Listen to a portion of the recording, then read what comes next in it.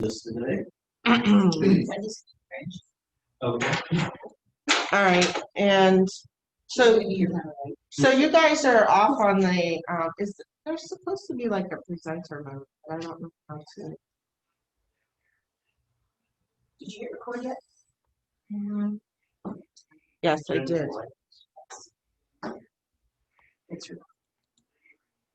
I don't think dimming lights matters, to be honest with you, because it's taking it from the machine here. Yeah, but for me, the thing's all washed out. Oh. I can't see any of our Okay. people. Turn them off. That's better. Turn it all the way down. Now you can see her. I can see. Can people still see me? Yep, you're off in the corner there. Yeah. Okay, go for it. All right. So, hello everybody. I'm James Evans, and we're going to talk about cybercrime.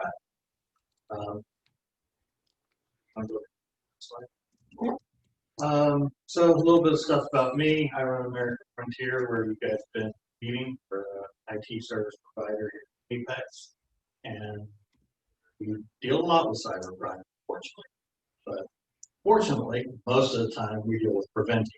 So you guys can read all the boring stuff from our want to, but go on, next slide. So why is it a problem? Why are we hearing about it all the time? And that's pretty simple. It's all about the money. And it is a huge amount of money. So it's a multi-billion-dollar business, and it is business. Cyber criminals are professionals.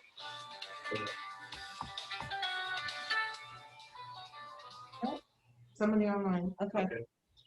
Sorry. Okay. Cyber criminals, for the most part, are professionals, and it is their job to do this. They sit in offices, they have coworkers, they have bosses and managers. This is what we call organized crime. Think of the old mobster movies of the 20s and the bootleggers. Well, they're still around. They've just got computers now. This is primarily the case when you're dealing with countries like Russia. You're about the Russian hackers. There, it's very much the Russian mob is in control of that venture.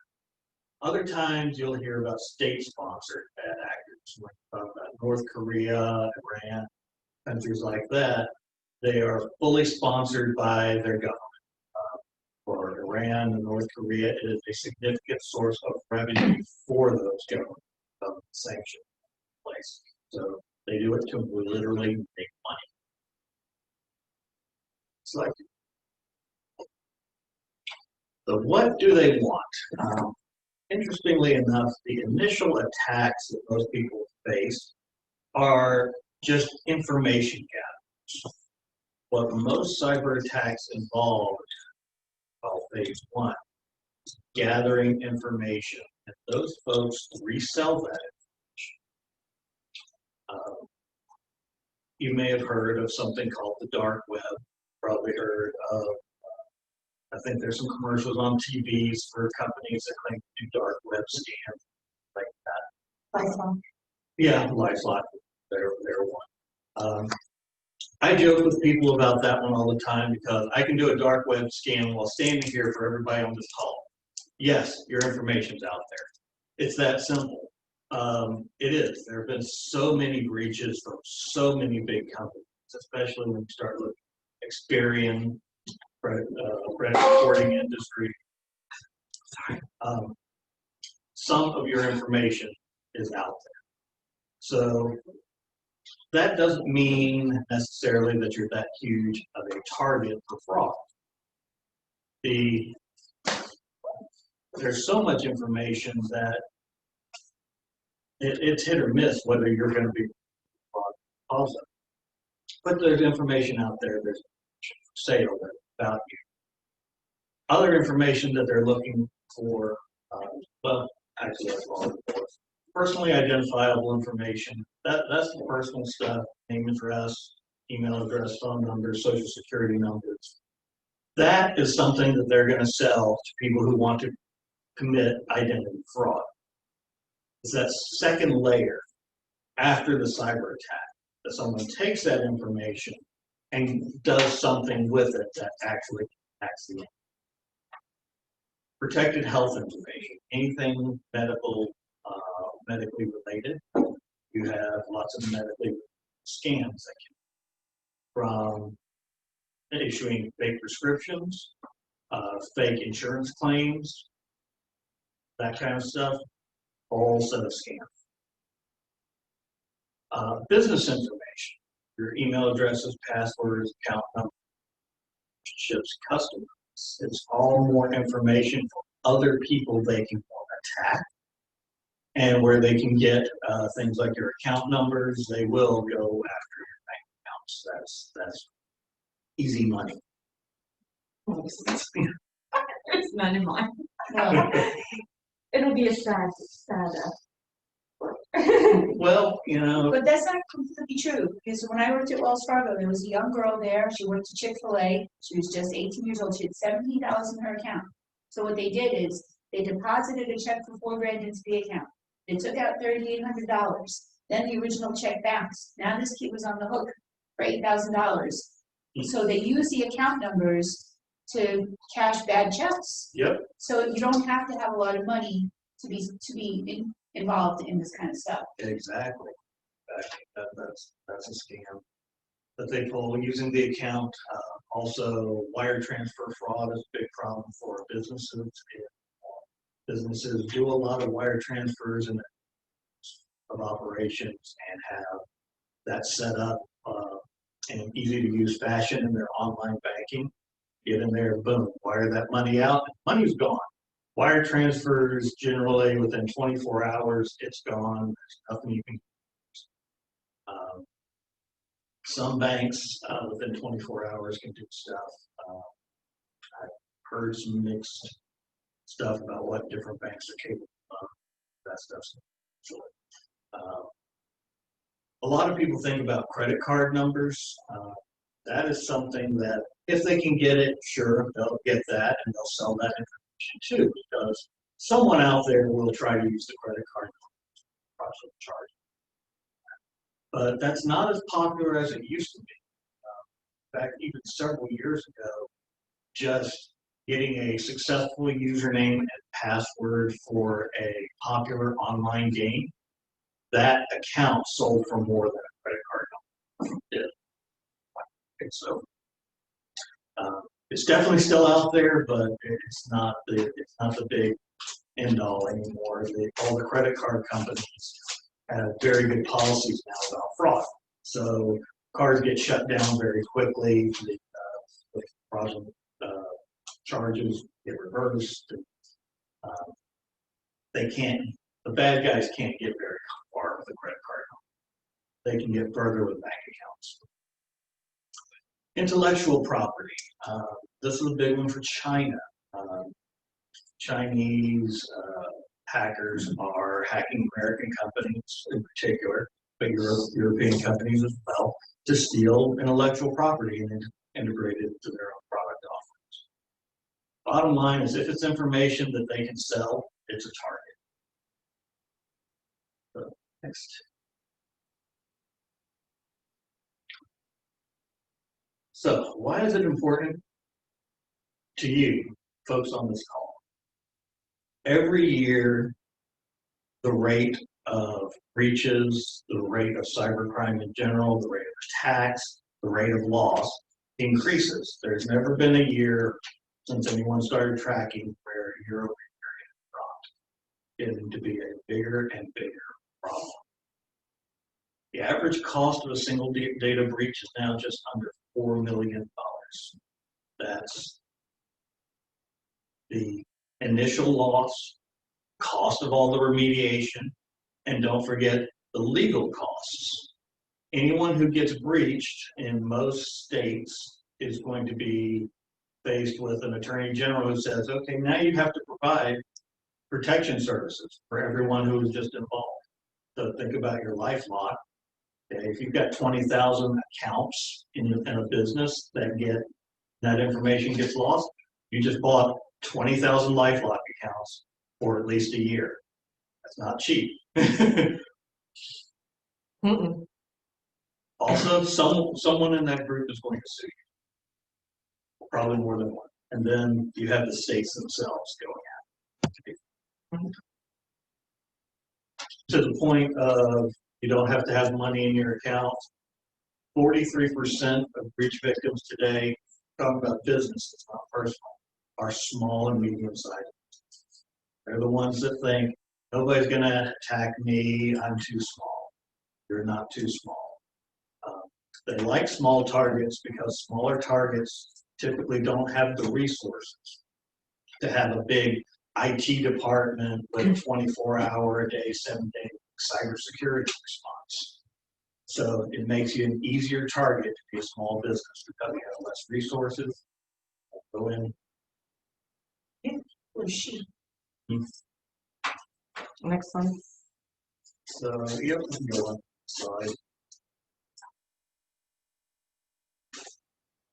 Things you can do. General list of tips. Not going to harp on all of them. Biggest one is everybody uses passwords. We have a lot of bad password habits. Passwords are actually notoriously difficult for us to remember and very, very easy for computers to generate and test.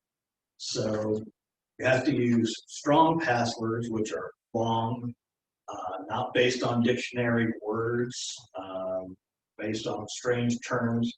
Phrases work well.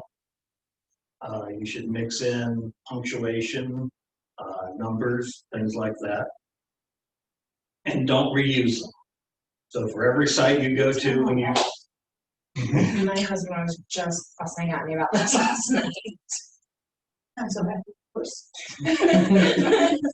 well, for every site that you use that same password, if one of those sites gets breached and they're able to retrieve that password, they've got the key to get into your account on that many sites. Oh, okay, so you're not saying, you're saying if you have an account, you can use that password for that account consistently, you're not saying every single time you change it. You're just saying No. not in multiple accounts. Not in all. Oh, Right, that I so don't do. if he cracks my password, he gets it everything.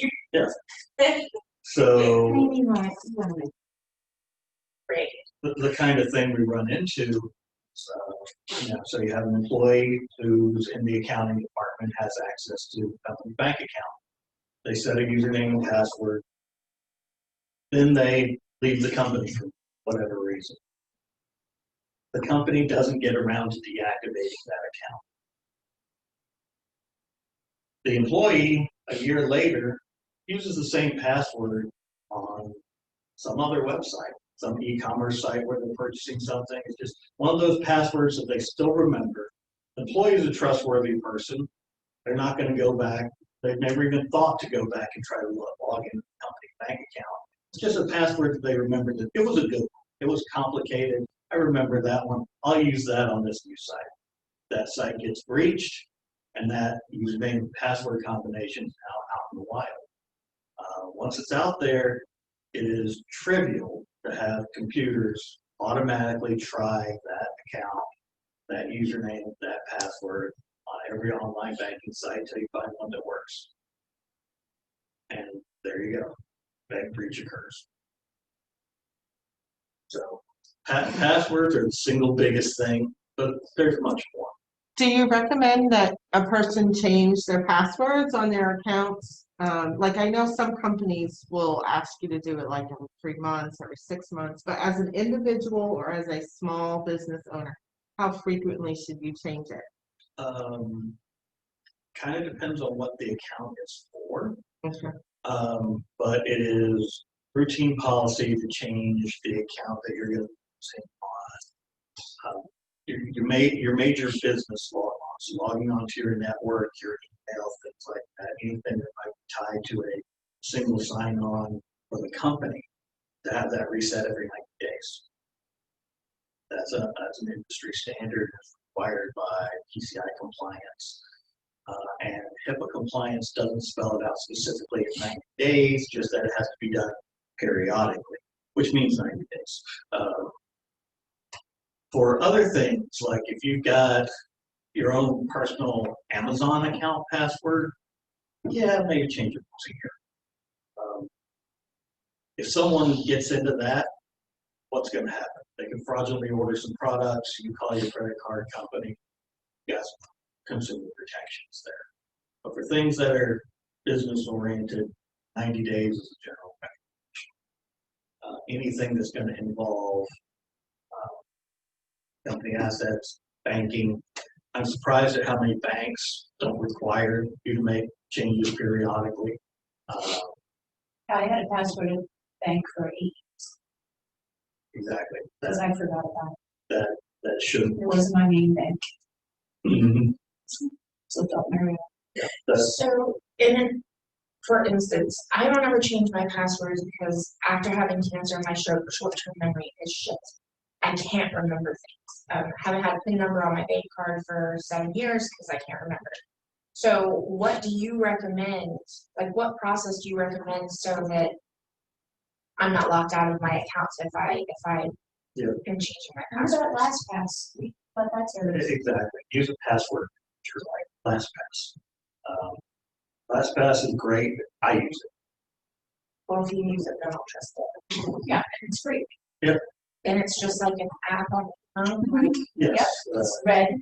Yep. And they have phone versions and also versions of browsers. So whether you're using it on the computer or on your phone, same thing. And what I like on your phone is that you put your fingerprint, and that's what gives it authority. So somebody has to have your fingerprint to generate, and it'll pre-fill. And so any website you go to, it'll remember your password. But in order to get that to happen, so it's not like your daughter could use your phone and then go shopping. Like you have, unless you're asleep, she's Ellie's ordering stuff on me for it, so. It also generates a secure password. Yeah, Yes, it's like. it has a password feature too. Just tell it, and give me 20 characters long. There And it Dan will is. never guess So my uncle used to work for the government, Mhm. in style war games. And, he said that it's 16 characters long, but one of the ways that they could always figure out what it was gonna be, or, well, what is take your favorite song or movie and use the first letter of each word, or the first, like, line of a story or something, and then you put a number on the end. And so, like the cat and hat, one, 3 names in hand, too. You can do stuff like that, and that's hard to fix. Yeah, those are Because you read a lot of books, that's why, yeah. those are harder, but when they are common literary works, oh, yeah, but I'm just saying, like, that's what he explained it, like, yes. how to figure out, something, like, take your favorite song. Or something. Yeah, It- well, what I would do, like, the cat and hat instead of the letter A, you say %. Because that would fill it out, don't you? Those That's sub- so those are substitutions that are harder for us than Um, so substituting A's for ampersand, E's for threes, I's, L's for ones, are and Standard O's for zeros, things like that are very Which it kind of, so. they all look the same.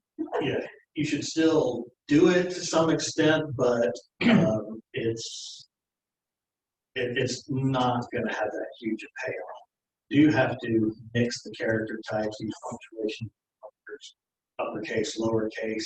That does slow things down because there's more combinations to try, but it's not the end all be all. It's a really good thing to use, just something that's a total non sequitur. The one that we used to have for, I guess, password here years ago was horse battery. Horses don't run on batteries. No one's ever going to connect those two phrases, those two words. So think in terms of that, just something totally doesn't make sense, but still an easy word to remember. Add a couple of to that, maybe four hours. Do you have any questions for online at this point? Nope. All right. What was that app you were saying that you? LastPass. Last what? Pass. P-A. LAST and then PASS. Oh, okay. I couldn't hear that real good. We could talk about what's your favorite antivirus protection program other than Yeah, the one we use is called Bit Defender. Okay. I heard that. Yeah. Position. Yes, it does. So the big thing that go from password, the next level is something called multi-factor authentication. And you touched on it, using that fingerprint. So instead of just having a username and a password is something you know. Multi-factor uses the concept of something you know and something you have. So you have a finger with a distinct fingerprint, and you know a password, and therefore combination is something that's good.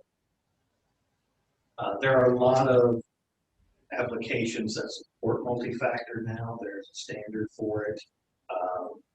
Both Microsoft and Google have apps that are compliant with that new standard. And usually, it's if an application supports it, there's just a QR code that you have to scan, and then I can show you the way mine works. So something cool, now that I'm a fan of Wells Fargo, it's not, but when you want to do business wires, you hold the phone up to your eye and there's a retinal scan, just like on X-Men. Yes. So cool.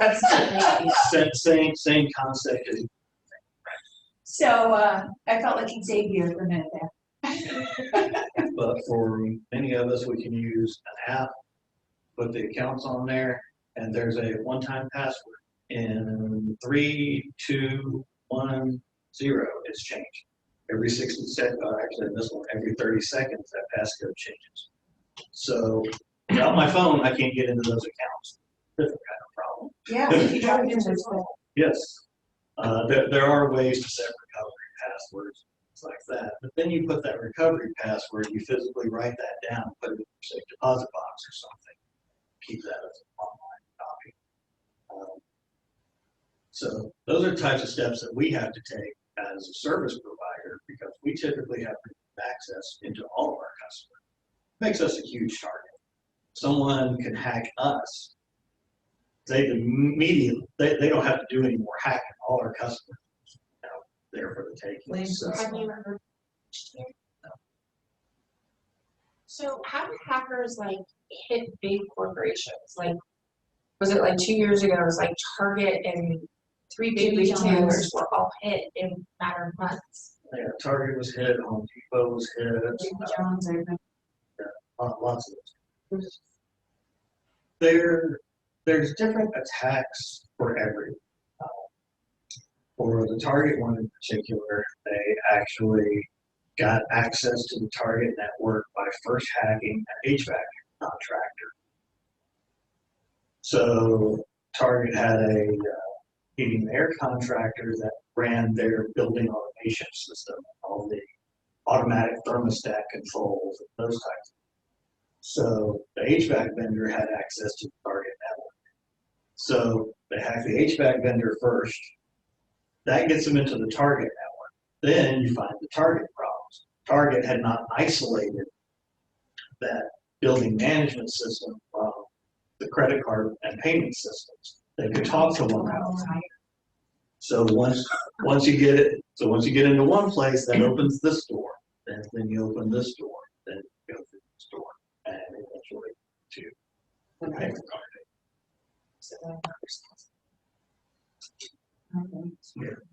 Also, employee theft is an issue. Yeah, can have disgruntled employees, things like that hand out the keys to the kingdom. It's happened.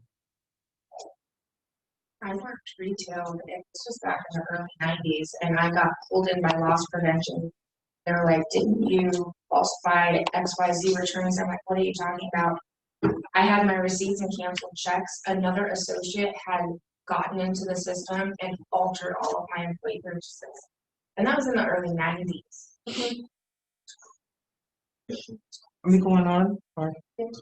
Yeah. Oh, you want to touch on firewalls or just?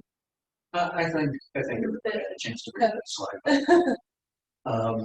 So top security risks.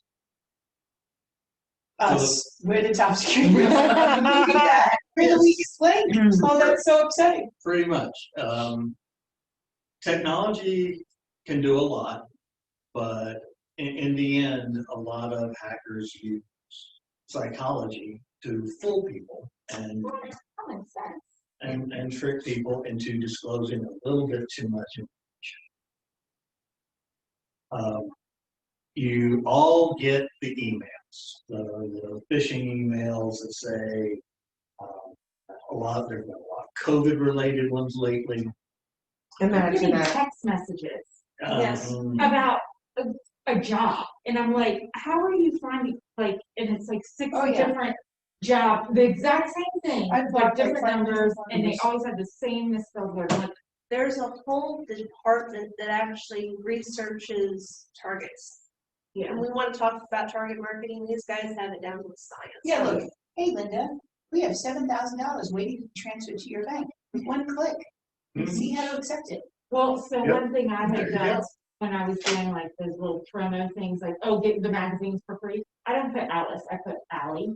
So then when I get the emails and stuff, I'm like, oh, this is definitely spam because it's not Your name. my name and stuff, so. Yep, a lot of people will set up kind of a throwaway email It works. address at Yahoo, something like that, where you might sign up for things that you think are a little sketchy, and then you start getting emails where it's like, oh, okay, well, I can throw that away now.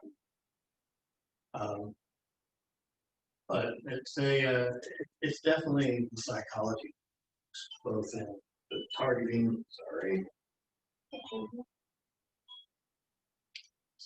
speaking of which, that's a telemarketing scam. My kids are gonna say, hey, we like to use as an example. Your call may be recorded for training purposes. Oh, yeah, look, this is the Social Security Department. We're canceling your number because of fraud. I had 18 of those calls. I got the same call. If you don't get that call, does that mean you're not cool enough? I mean, like, That's what it means. I think it's great when I get the fake tech support people. Yeah. Who call and they're talking about tech support. Really? Awesome. I used to say, why don't you get a real job instead of trying to rob Americans? It's not our fault, we're doing great. Actually, I say that too. I always say, can you verify the last 4 digits of the social security number? Calling it out. They're like, no, and I'm like, swear words, click. I thought you would tell them, hold on a minute, I have to go up for butt. I've done things like that before. What are you calling about? I'm sorry, she's in pieces. So, actually, Okay. go back. There we go. Yes. So, within a business, you've got to have policies and training. It's critical that there be written policies that describe what people can do, what they cannot do, that employees read it, understand it, sign off on it, and that the employees receive training on it if they understand it. We offer like security awareness training to businesses where they take a bunch of courses. The initial one is typically a 20, 30 online presentation, and they take a little test. Okay, congratulations, you passed, and you get a score. But one thing that we've done with it that's kind of interesting is brand new offering.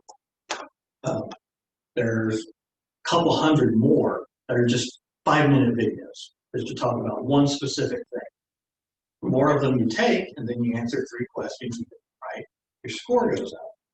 So that allows an employer to actually run a contest. All right, employees, let's see who has the best score by the end. Whoever has the best score gets a prize. It actually makes it interesting and incentivizes employees to actually take the training rather than one more stupid thing that I have to do. It's like, oh, you can do this and get a free lunch or whatever. So what size staff do you think in practice space? Because like I'm a solopreneur, I don't foresee having employees anytime soon, but at what point should there be?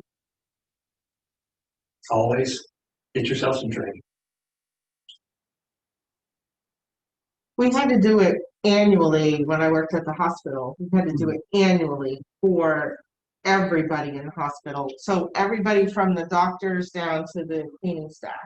And people would fight and complain and argue and, the doctors, 15 minutes of my time. We made it to the point where if they could pass the test first, they didn't have to read the content. It was, and we did the games. We did that, trying to get them to The bank was win forward, something. because, we're the gatekeepers to the. That and the financial district and the health industry is some of the biggest targets. Right. Yes. And they're both regulated. Luckily, regulations required. Like in my account where I trade my customers, it's everything. PCI requirements and HIPAA training requirements.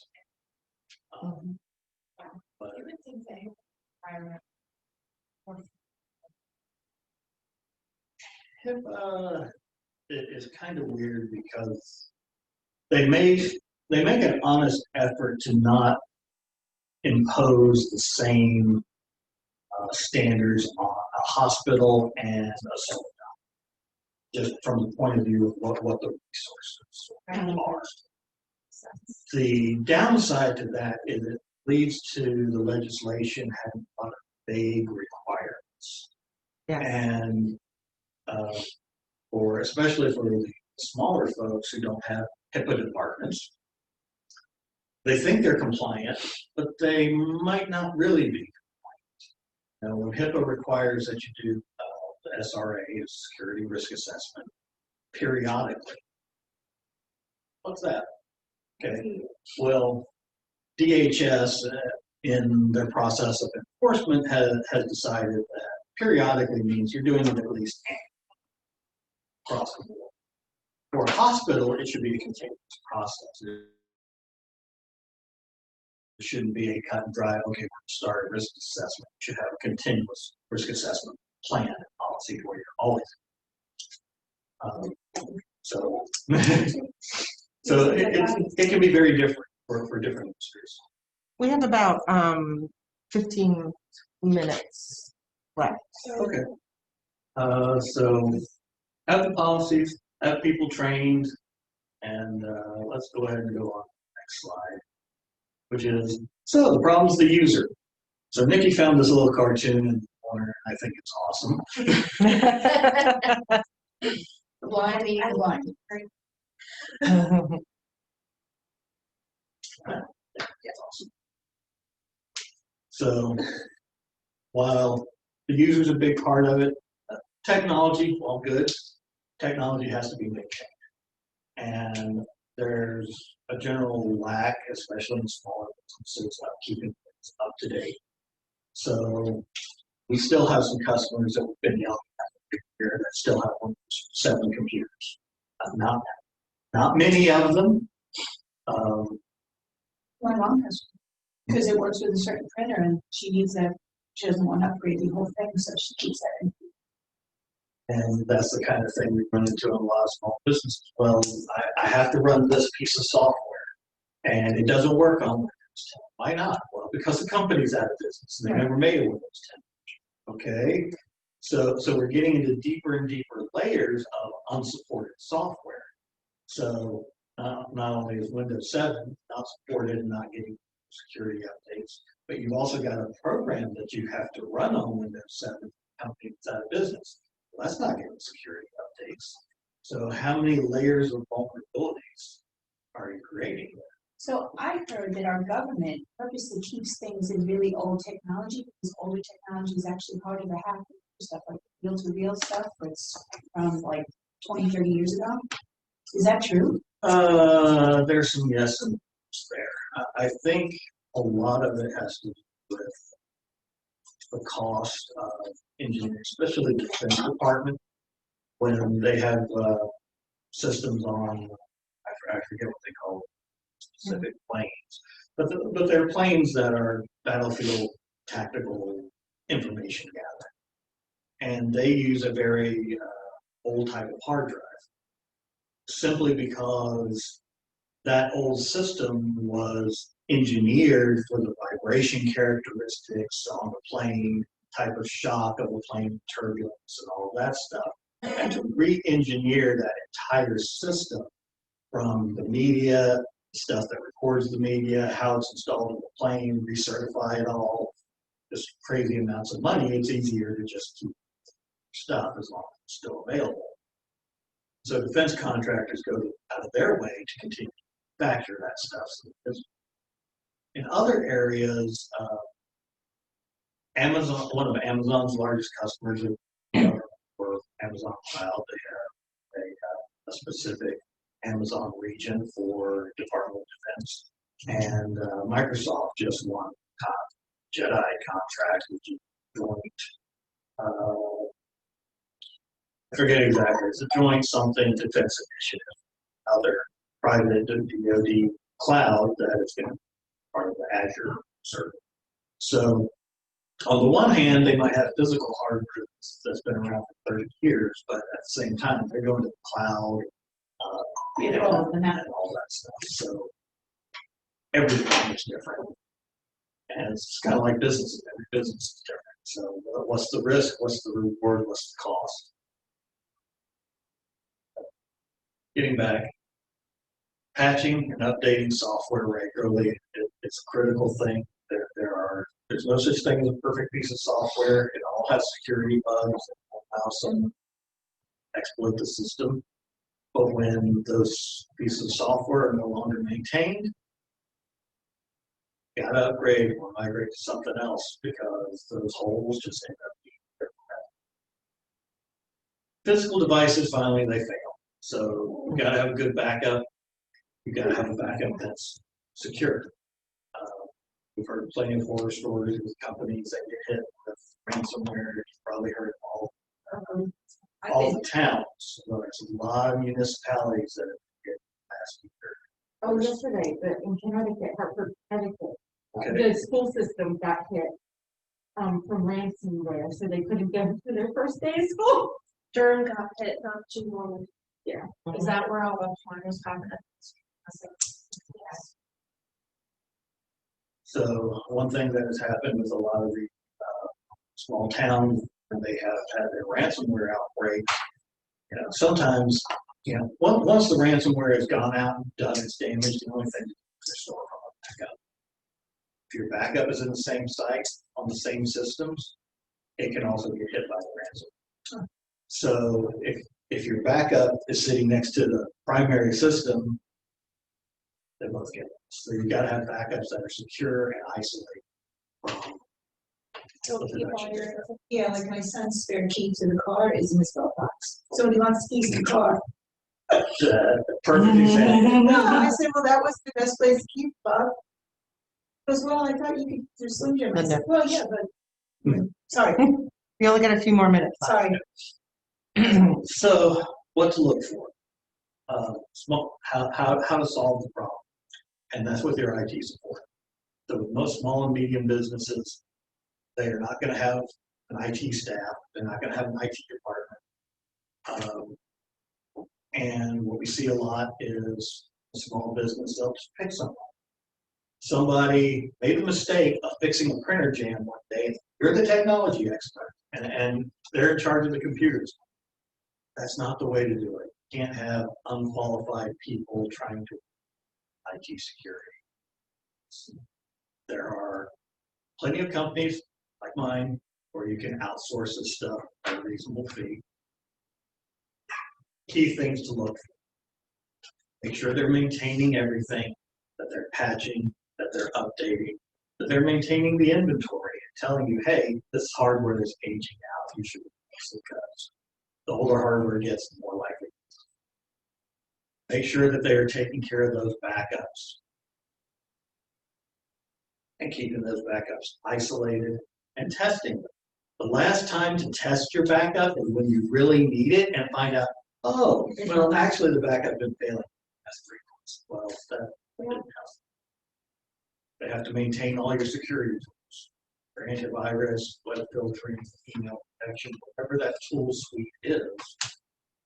That tool suite's going to vary from business to business, depending on what you do. In finance, regulated. Healthcare, regulated. You have a different set of tools than a general contractor. That's your favorite. And a good IT provider will also help you with those policies and procedures and training staff. So, At the end. yep. Any So from there, questions? we're open up to more questions. Any questions from the people online? Well, thank you too for keeping my computer safe here. You're the IT professional that I like using, and I appreciate it. I have a blog that I got on my website about cyber security, and I loved your presentation. Is there a way that I can maybe do that, and link it to your company to give you more exposure? Would that be something you'd be interested in? Sure. Wendy, you were recording this, right? Yes, we are recording this, and then Linda will upload it to the 1099 Ladies YouTube channel, And I'll send you guys a link. and she'll send a link, and we can do that. But I also know on your blogs, when you're blogging, you should be able to just inside your blog put a link. You can, if you put the words like American Frontier on there, you could easily take that context and make it into a link that would link right to their website. And Allison might be able to, or give you a little more information on that. I don't know, Allison, do you do that with websites? Yeah, so that was one thought, is that you can, within the blog, usually insert a link. Another option is to have a guest blog post. Could be another way to promote somebody's business. So, and you would basically introduce it as being a guest blog post, and that way you would get to showcase your expertise in a personal way, if that would be a good fit. So, Yeah, Great idea. that's what I was thinking. I didn't know what to call it, but he'd be a guest blog and just post it on there. Yes, they could yeah, do so you that. could also link to Yeah, him. the website Right. or whatever, I can put a social button over. media, that sort of thing too. Right. Okay. Tina, did you have a question? I did not, no. It was a Okay. good presentation, though. Thank you. A lot of good information. Sure. Thank you. Yes, thank you. This is Angie. I do have a question. I know some websites you go to, and it's happened on mine before. It'll say up in the upper left corner, not secure, but then I've checked them and they are. So what is the deal with that? Yeah, so that's something that Google specifically started with Chrome. Google did? Okay. Yeah, so several years ago, it all began when a company called Symantec, which is now part of LifeLock, used to issue what's called the SSL, or security certificates, that are generally used to secure e-commerce sites. And Symantec had some sort of it's not quite a breach, but they were fooled into issuing a Google certificate to some third party. So a third party was able to trick Symantec into issuing a certificate in Google's name. This started a war between Google and Symantec. So Symantec, long story short, lost. They are no longer in that SSL business, but it prompted Google to try to raise the bar on security certificates in general. This is also tied to Edward Snowden around the same time when he made the disclosures about the NSA's monitoring. That also prompted Google to begin recommending that every website, regardless of whether you're securing e-commerce or banking or anything like that, or you're just a blog or cat pictures, every website should use encryption. And encryption is what uses that certificate that Symantec used to issue. There are plenty of other editors of that issue. So there again, Google started pointing out in Chrome, anytime a site did not have a certificate, that it was not secure. Now, many sites that you go to might start out as a not secure, like you might go to a site that sells products. While you're browsing, it might say not secure. But as soon as you go to the checkout page, it should switch. It should show that as being a secure page.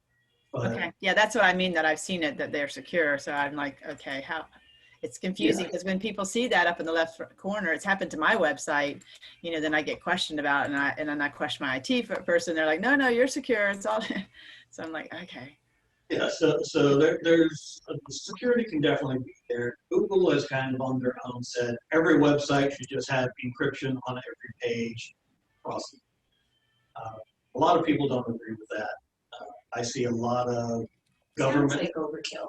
I see a lot of government sites that are informational sites that aren't protected, so they come up saying not secure. Uh-huh. The industry's still going to sort that out. Okay. All right. Thank you.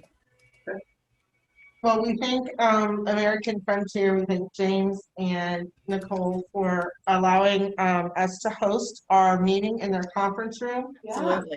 Thank you. And they do that usually, or well, we do it weekly, but that is one of the things that you offer as a company also, if people want to join live, meet some together socially distanced at this time. Yeah. Before COVID, we could get 24 people. Yeah. And we had, My group had close to 20 people. yeah, so, and we just make it available to other businesses in the area who don't necessarily have a place to have those kinds of meetings, do seminars, things like that, customers. You know, the old saying, the rising tide lifts all ships, so. Okay. All right, well, I'm gonna stop the recording for now, and then if anybody wants to talk, feel free. Debbie, your hair looks good all wavy like that.